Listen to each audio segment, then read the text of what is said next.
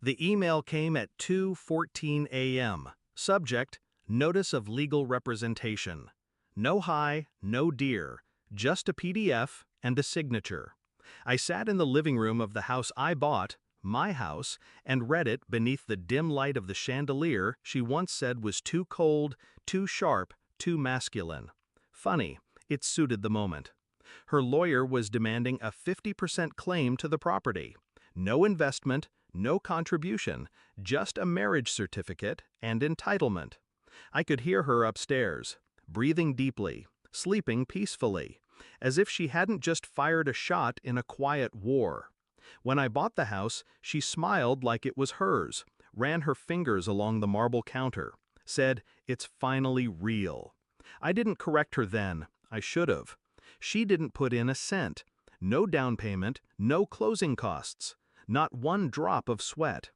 But the moment we moved in, she started calling it our house. I thought it was harmless. I thought she was just proud. But slowly, things shifted. I caught her going through my files. She asked pointed questions about what's in your name and what's in ours. She started hosting dinner parties. None of my friends invited. Just her people. Her narrative. Then her parents arrived, sat me down like an intervention.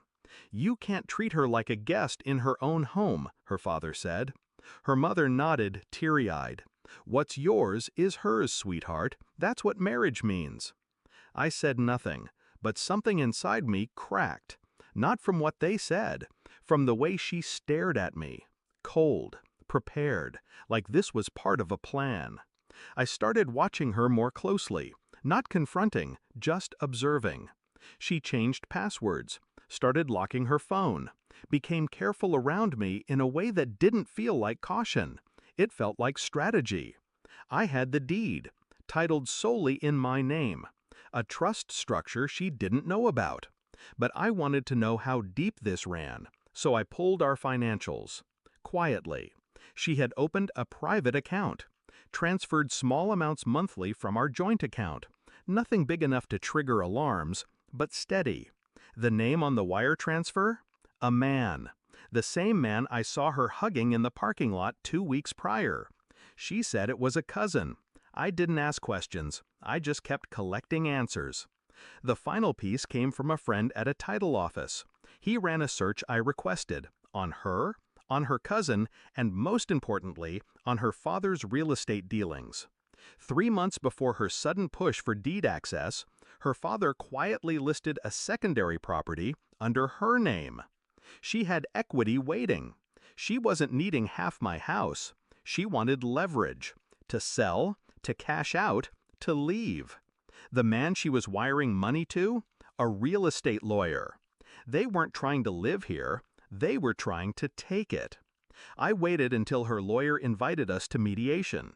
She arrived in a soft beige coat, the color of neutrality, like she wasn't gutting the person sitting across from her.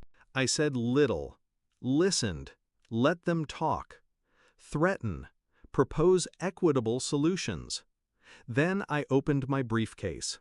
Inside, a forensic audit of our accounts, a full record of the wire transfers, photos, screenshots, transaction logs, and the trust documents showing the property wasn't mine personally, but owned by an entity she had no legal claim to. I passed them across the table. Her lawyer paled. She didn't. She stared at me like I'd betrayed her. "You planned this?" she whispered. I didn't respond. She turned to her parents, who were seated in